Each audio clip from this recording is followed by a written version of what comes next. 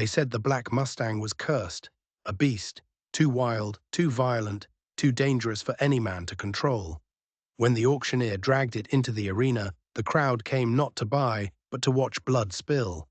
But then a broken war veteran stepped forward, scarred, forgotten, limping through the dust. He did the unthinkable. What happened next silenced every jeer, every laugh, and left an entire town questioning what they thought they knew about fear, mercy, and freedom. Before we dive in, let us know where you're watching from. And if you enjoy this story, don't forget to subscribe. The town of Dry Creek, Montana, was the kind of place the maps almost forgot. A single main street, cut through the middle, lined with faded storefronts. An old barbershop with a squeaky sign. A diner that served the same 3 meals every day.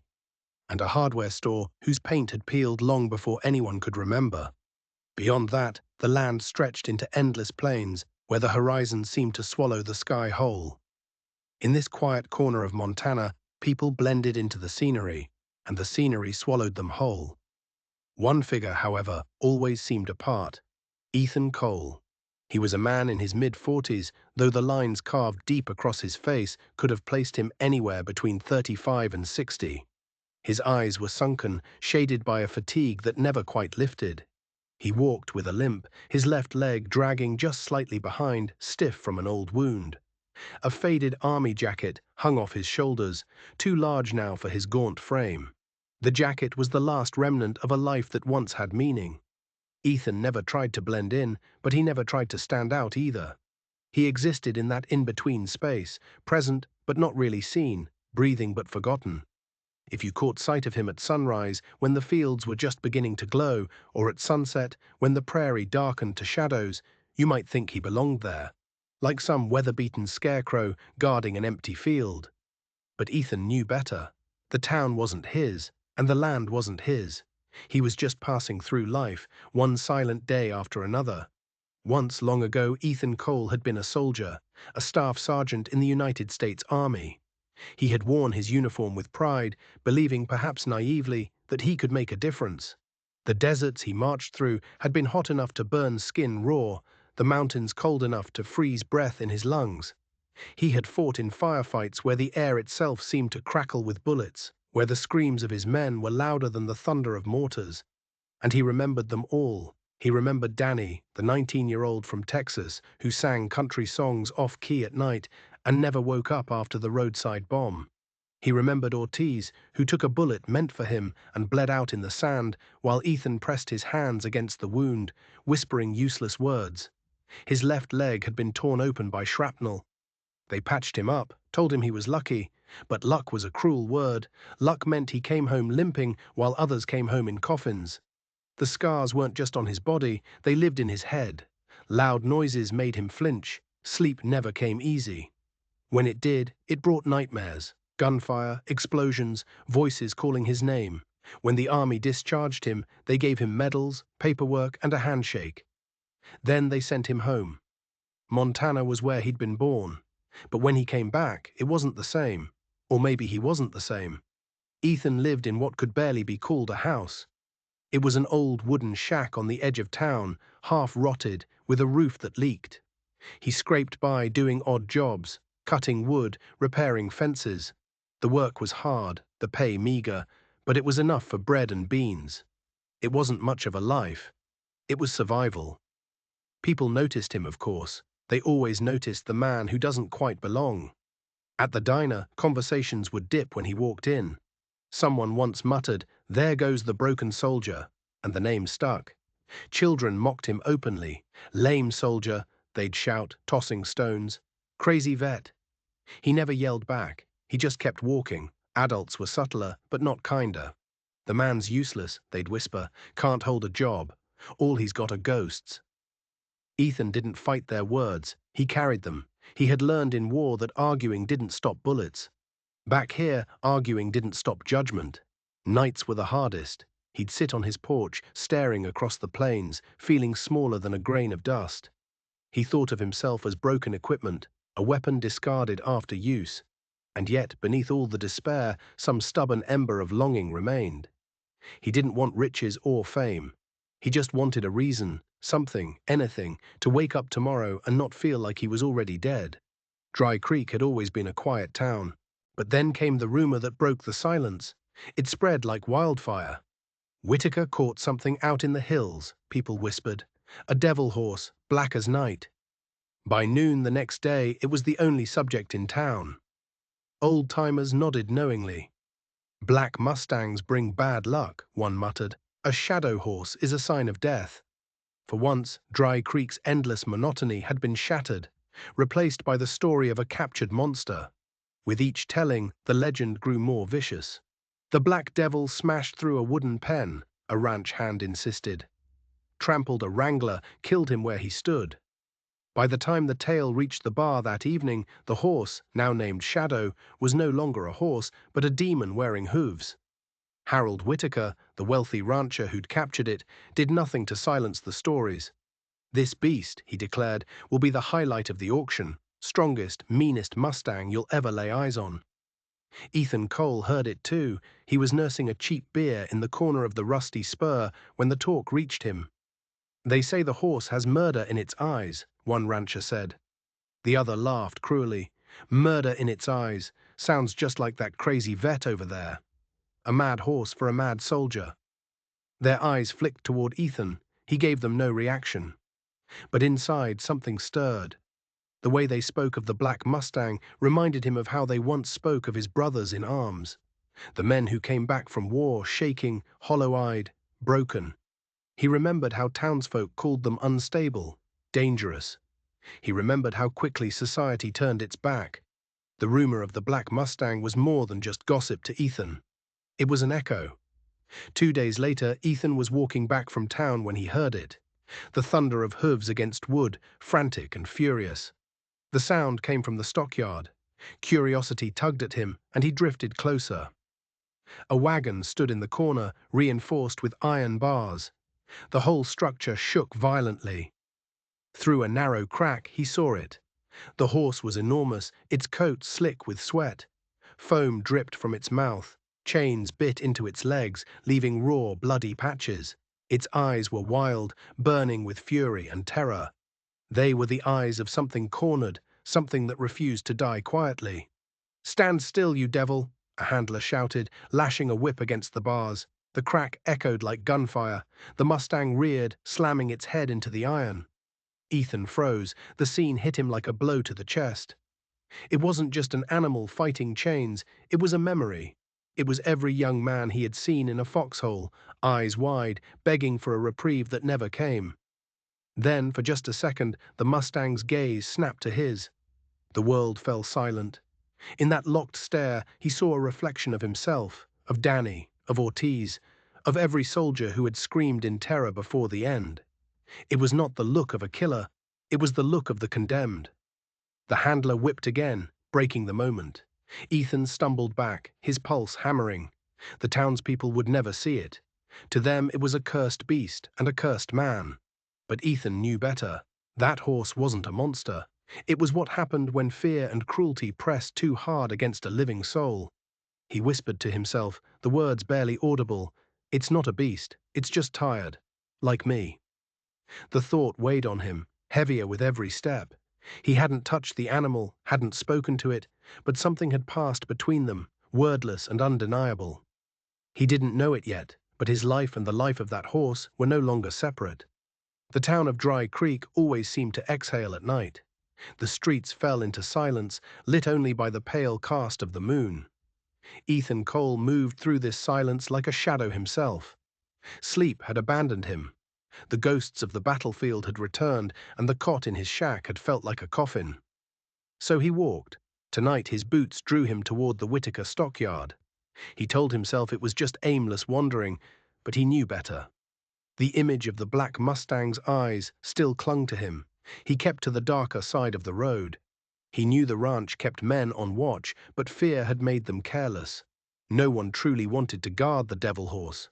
He circled wide, skirting the fence, until he found the shadowed path that threaded behind the barns. The first sound was the pounding of hooves against wood, muffled but furious. As he drew closer, he heard the heavy rasp of breath. The stall loomed ahead, rough timber straining under the assault inside. Ethan stopped just outside. His throat felt tight, but his voice came out low. "Easy, boy. I'm not here to hurt you." He did not lift his hand. He kept his arms still, pinned close to his body. He would not advance, and he would not retreat. The world seemed to narrow into this one fragile exchange, one man, one horse, and the silence that bound them. The Mustang's head snapped up. It struck the dirt with a hoof. White foam dripped from its mouth. Steam poured from its nostrils. Yet it did not charge. Its eyes, wide and furious, were locked onto him. The whites showed sharp against the darkness, but behind the fear, something was faltering. The animal hesitated. Ethan felt the weight of that stare pressing into him, asking a question without words. "Are you the next hand that strikes me? Are you another enemy?" He did not answer with motion or sound. He simply stood, breathing shallowly, holding himself as still as a stone. He accepted the test. Minutes dragged like hours. Finally, the rhythm shifted. The stallion stilled, one hoof poised above the dirt before lowering it softly. The harsh snort slowed, then slowly its head turned away. For a heartbeat, Ethan thought the connection had been severed. But just as quickly, the horse swung back, gaze meeting his once more, and there it was. That same desperate recognition Ethan had seen in foxholes and medic tents, in the faces of soldiers who no longer believed rescue would come. It was a plea hidden behind defiance, the last ember of hope wrapped in exhaustion. Ethan's lips parted, but no words came. Instead, he gave the smallest nod, barely more than a tilt of his chin. It was not a command. It was not pity. It was a promise. "I see you," he whispered at last. The Mustang did not flinch. For that single, suspended moment, silence became a language they both understood. Slowly, carefully, Ethan stepped backward, one pace at a time. The dirt crunched softly under his boots. As he retreated, the dark eyes followed, unblinking. When he finally turned, the tightness in his chest ached like a wound. He limped back into the night, the prairie wind wrapping around him. The town slept, none the wiser. But Ethan knew. It was not trust yet, not even close.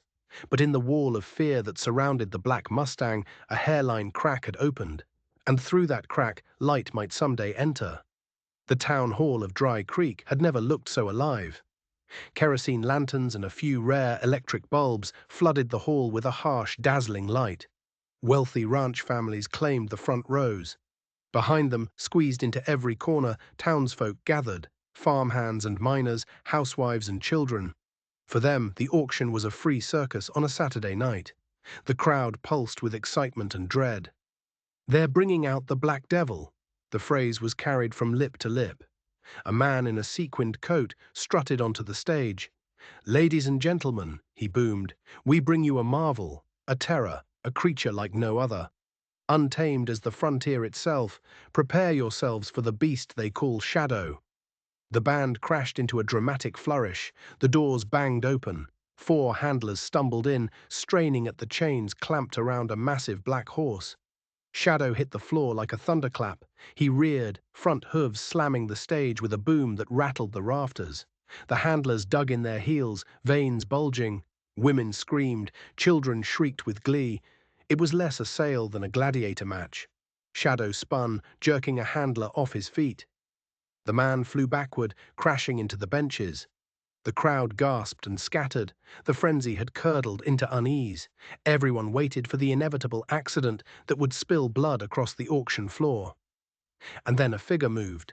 From the back of the hall, through the shifting crowd, Ethan Cole stepped forward. He wore no suit, only his threadbare coat. His limp was plain, each step deliberate. In that moment, there was a stillness about him, a gravity that drew stares. "What's he doing?" someone hissed. "That vet. He's mad." The whispers rose into open jeers. "Get back, old man. It'll crush you dead." But Ethan kept walking. He ducked under the rope barrier and stepped into the ring where no one else dared. He simply stood a few yards from the raging Mustang. For a moment it seemed the horse would launch forward and end the man's life in a heartbeat. Ethan didn't flinch. He fixed his gaze on the animal, unblinking. His voice, when it came, was low and steady. "I've seen worse monsters than you. You're not one of them." The words barely carried, but in the sudden silence, every syllable was audible. The jeering stopped. The hall leaned forward as one. Shadow tossed his head violently, but the pounding of his hooves slowed. The fury began to falter. His chest still heaved, but the space between breaths lengthened. A sound rose from his throat, a deep guttural cry, half rage, half grief. His body trembled. Then, to the shock of all, his head lowered, one leg bent. With a slow, scraping motion, the black Mustang sank to one knee on the wooden boards. The hall froze. The breath of hundreds held tight in their throats. Ethan did not smile. He simply closed his eyes, exhaling as if releasing a weight long carried. It was not victory, it was recognition. From the gallery, Harold Whitaker surged to his feet, his laughter a whip crack. "Well, isn't that a show? If the devil beast bows to a broken soldier, then let the soldier have him, free of charge." The hall erupted again, this time with mocking laughter. Whitaker spread his arms wide. "Take him, Cole. Let's see how long you last before he puts you in the dirt." Ethan did not reply. With the same calm as before, he reached for the chain. He gave the faintest tug, and the Mustang rose, but he did not resist. He followed. The sound of those hooves, deliberate and resonant, filled the hall. The crowd parted, a hush trailing in their wake. Ethan led Shadow through the side doors, his shoulders square, his limp unhidden. Laughter rang behind him, taunts chased him like stones, but they could not mask the awe that clung to the silence between. The hall's uproar dimmed as the door swung shut. What remained was the echo of hooves and the memory of a wild beast, bowing not to fear, but to the quiet presence of a forgotten man. The streets of Dry Creek were hushed when Ethan Cole led the black Mustang away. People watched from their porches, but no one stepped closer. The sight of the forgotten veteran and the feared horse cut a strange figure. Together they looked less like master and beast than two exiles trudging under the same weight. Heaviness settled in Ethan's chest. He had been given the beast no one wanted, handed to him like a curse. He had no stable, no land. He remembered an old, abandoned barn by the dry riverbed. The roof sagged, but four walls were better than open wind. "That'll have to do," Ethan muttered. "We'll hold up there, boy." The words felt strange in his mouth. He hadn't included anyone else in his sentences for a long time. The barn was a hulking skeleton. The smell of mildew and rot hit him first. Ethan unhooked the chain and set to work, cleaning the debris. He worked until his chest heaved, until his bad leg screamed in protest. Finally, he spread a thin, scratchy bed of straw in a corner stall. From the doorway, the Mustang stood watching, a silent sentinel. When the barn looked marginally habitable, Ethan dropped to the ground, his back against the wall. The Mustang stepped inside with deliberate slowness, hooves striking the planks in hollow echoes. It stopped a few feet away, chest heaving, eyes locked on him. Ethan kept his voice soft. "You're not a beast," he said. "You're just tired, same as me." The words were a confession, meant as much for himself as for the horse. The Mustang shifted, then lowered itself awkwardly onto its knees. The sound of its breath filled the barn, ragged, then resigned. Ethan stared, struck by the image. He had seen men collapse like that in bunkers overseas, bodies trembling until exhaustion finally forced them down. Here they were, two cast-offs, rejected by the world, sheltering in ruins. One had fought in deserts across an ocean, the other had fought chains in mountains not 20 miles away. Both carried wounds no one wanted to see. Moonlight pierced through gaps in the roof. Ethan's eyelids grew heavy. He slumped sideways, his voice a rasp. "We'll see tomorrow, if they let us." The Mustang flicked an ear as though it had heard, and so the night closed around them. The roof leaked, the walls leaned, but for the first time in years, Ethan felt something shift inside. Not comfort, not peace, but the faintest hint of belonging.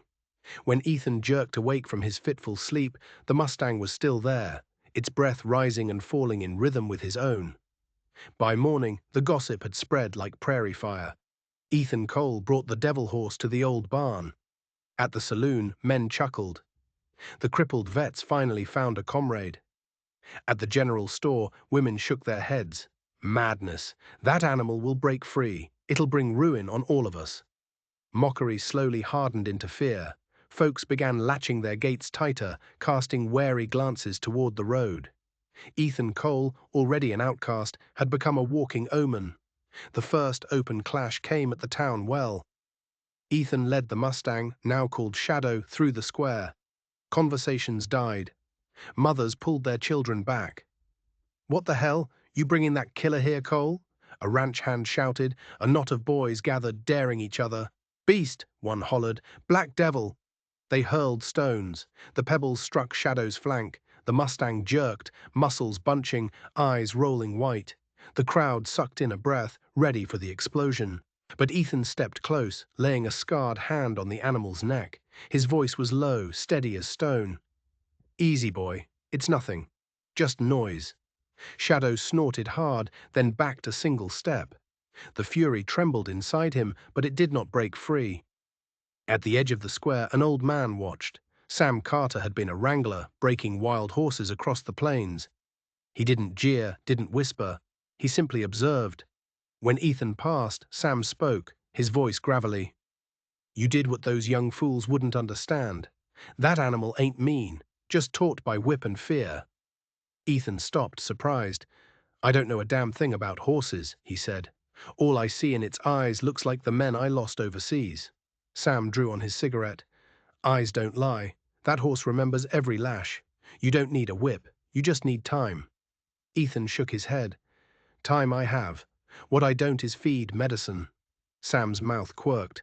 "I've got a few tricks left in me. If you don't mind learning, I'll show you." That afternoon, Sam arrived at the barn. He carried a canvas sack with salve, mineral salt, and oats. Together they worked. Ethan fetched warm water while Sam guided him. "Wash the wound first. Let him feel the touch, not the pain." The black horse trembled, but Ethan kept speaking softly, his tone the same one he'd used for soldiers bleeding out on sand. "Easy now. You're all right." When the rough bandage was tied, Shadow stilled, lowering his head. Sam grunted. "See, he don't want to fight. Just wants to know if someone can treat him different." They sat on the barn's threshold as dusk painted the sky red. "I broke near 100 Mustangs," Sam said. "The worst scars ain't from hooves or teeth. It's from men." He turned his sharp gaze on Ethan. "If you got patience, he'll believe in you. But when he does, you carry that bond forever. Don't think you can walk away." The words weighed on Ethan, heavy as a vow. To take on that kind of loyalty again scared him more than the horse's fury. As Sam left, Ethan remained in the doorway. For the first time in years, he felt a faint crack in his isolation. The soldier and the horse were no longer completely alone. The Whitakers had never been subtle about their wealth. Each summer they hosted a horse race on their ranch, part competition, part pageant. At the center of it all was Lucas Whitaker, Harold's only son.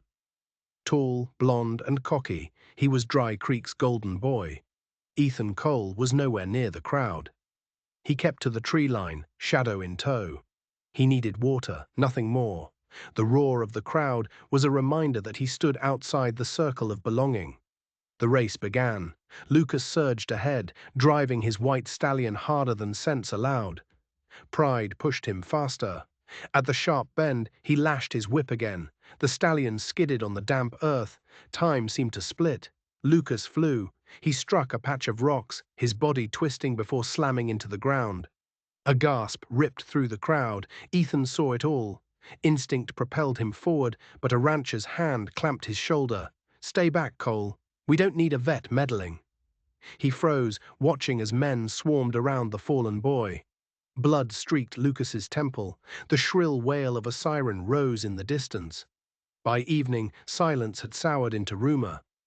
"The white horse spooked," someone said at the saloon, "because it saw the black devil near the fence. Cole brought it there." By nightfall, the truth was irrelevant. Lucas's recklessness was erased. All that remained was a simple, convenient narrative. The cursed Mustang had struck again, and Ethan Cole had led it to the scene. The next day, fury spilled into the open. "The cripple's training that beast to kill," one man shouted. "It's already taken blood," another added. Ethan passed through the square with Shadow, the words lashing him harder than any whip. He had been judged without trial, condemned without defense. Night fell, but peace did not come. He heard them before he saw them, the crunch of boots, the murmur of men, the glow of torches. A dozen men approached, rifles slung, axes in hand. Their leader raised a torch. "Burn it! End the demon now!" The crowd answered with howls. But Shadow had already moved. The Mustang surged forward, planting himself in the barn doorway. His ears stabbed forward, hooves striking the dirt with a crack like gunfire. His eyes blazed, daring the mob to step closer. The men faltered. Their courage of whiskey met a wall of raw fear. The leader spat into the dirt. "Tomorrow by sundown," he barked, "you and that beast are gone from Dry Creek, or we'll be back, and nothing will stop us then." When the last light vanished, Ethan sagged, his knees giving way. He leaned against the barn wall, chest heaving. Shadow remained at the doorway, a sentinel. Slowly he turned his head toward Ethan. The look was not wild, it was a question. Ethan reached out, resting his hand on the horse's flank. His voice cracked. "We're not safe, but we're together."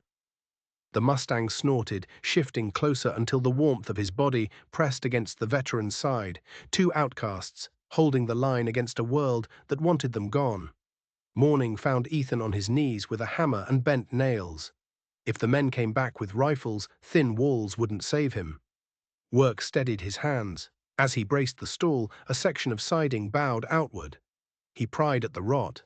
The timber splintered, revealing a dark gap. Something waited inside, wrapped in dust and spiderwebs. His fingertips found leather, soft with age. He drew out a small book, its cover charred. The strap had snapped. He sat on an overturned bucket and cracked it open. The crooked handwriting was a ledger of cruelty. Day 1, no water, restrict feed. Day 2, whip at dawn, counted 40 lashes. Day 3, rope under jaw until foam, hold until eyes roll. Ethan swallowed hard. He flipped again. Names were listed beside wages.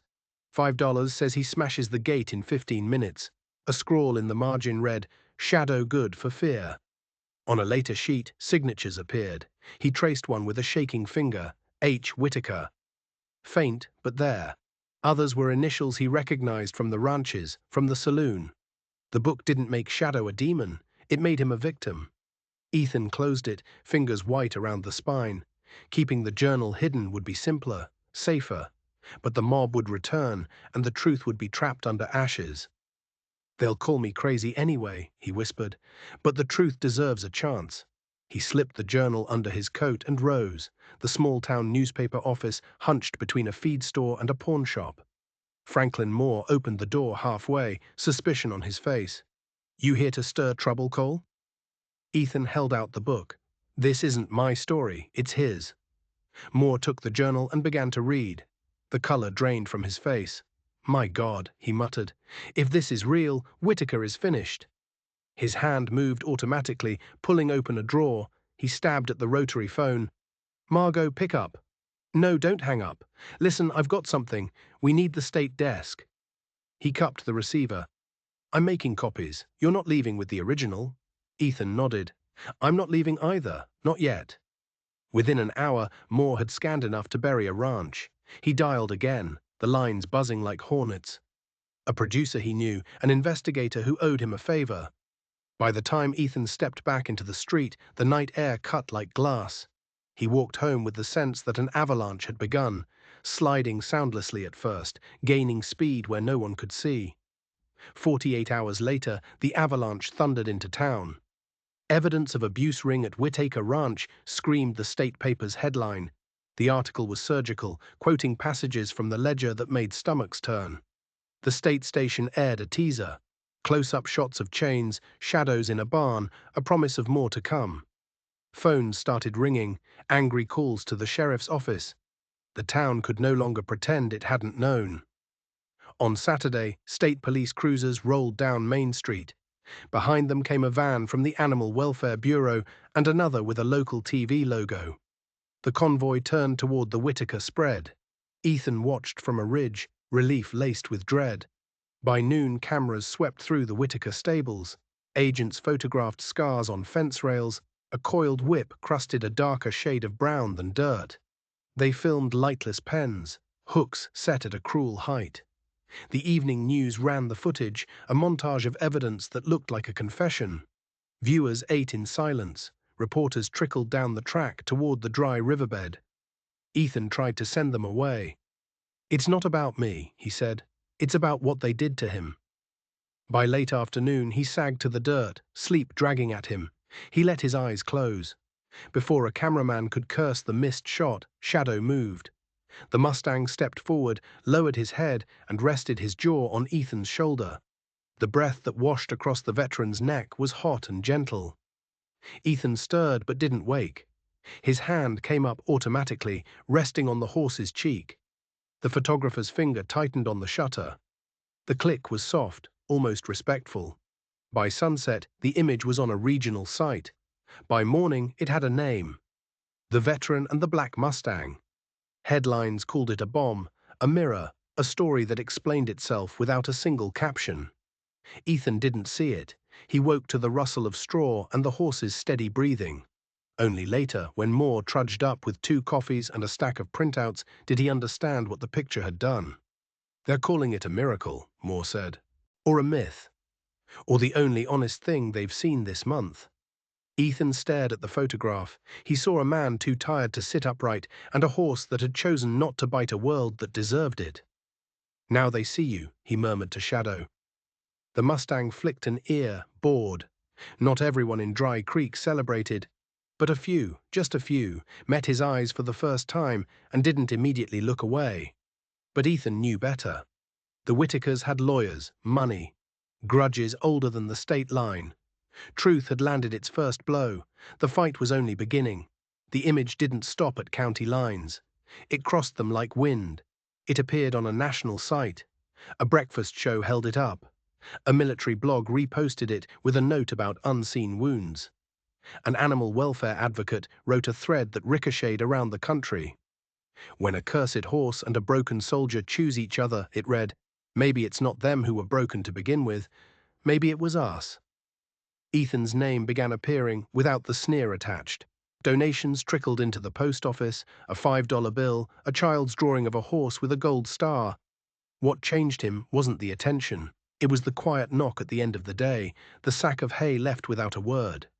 The town shifted. A basket of corn appeared on the barn step. A note tucked beneath: "For the horse. I'm sorry." A man who had spat near the well pretended his truck broke down long enough to unload bales of hay. Children hovered at the fence line. One girl set a carrot on a post and fled like a rabbit. When someone apologized, red-faced, Ethan shrugged as if to say, "We both did what we knew." Slowly the phrase "that black devil" faded, replaced by a new habit of speech. "Cole's horse," people said, as if belonging to someone decent could remake a thing. One afternoon, Ethan sat with a scrap of pine, shaving it smooth with his knife. He worked letter by letter, his blade digging precise strokes. The word took shape slowly, the way trust had. VALOR. He sanded the edges and nailed the sign above the stall. The word looked both too grand and exactly right. He rested his palm against the letters. "You carried my burden," he said, his voice low. "Now you carry your name." Valor raised his head. He huffed once, a soft exhale that lifted Ethan's hair. "Valor," Ethan tried again. The Mustang's ears tilted, then flicked at a fly. A white van arrived 2 mornings later. A woman climbed out, her posture saying she'd spent her life outdoors. "Mr. Cole," she said, offering a hand, "I'm Teresa Bishop from Western Equine Rescue. We saw the coverage. We brought feed, supplies, and a proposal." The word made Ethan wary. Teresa's eyes tracked to Valor's dark silhouette. "This place," she said, "what you've started by accident. It could be a sanctuary, not just for him, but for others like him. We can help build it, fund it. We don't want to own it. We want you to stay at its heart." Ethan felt a dozen old instincts bristle. "I'm not a manager. I'm a busted soldier in a coat that doesn't fit." Teresa didn't flinch. "We have managers. We don't have you. You did something none of us could do from a desk. You made him trust. That's the leadership a place like this needs." She smiled, not pitying, just sure. "What if I fail him?" he asked. "You already didn't," she replied. That evening, he sat with Sam on the hitching rail. The old wrangler chewed a toothpick. "Told you," Sam said, tapping Ethan's shoulder. "If he learned to believe in you, folks might try too." Ethan let the truth settle on his shoulders like a coat that finally fit. Word of the sanctuary trickled through town. Then the trucks came, not from the rescue, but from the town itself. A carpenter donated a door, a rancher dropped off fence posts. Two teenagers swung hammers under Sam's squinting eye. The word "we" crept back into their sentences. Valor watched it all with calm curiosity. One afternoon, a boy who had once thrown a rock approached the fence, palms open.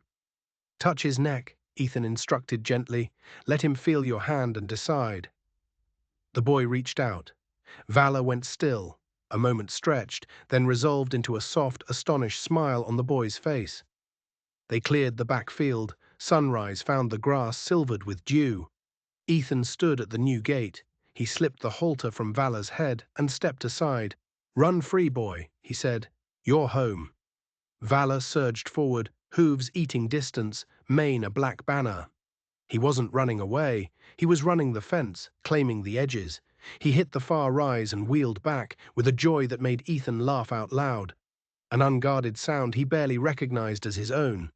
By autumn, the sanctuary had a name painted across its gate: Valor Sanctuary. The letters were not fancy. They didn't need to be. Reporters returned, not for scandal, but for the story that kept its promise. In town, the man once called a burden became a neighbor. Not a hero, but a part that fit.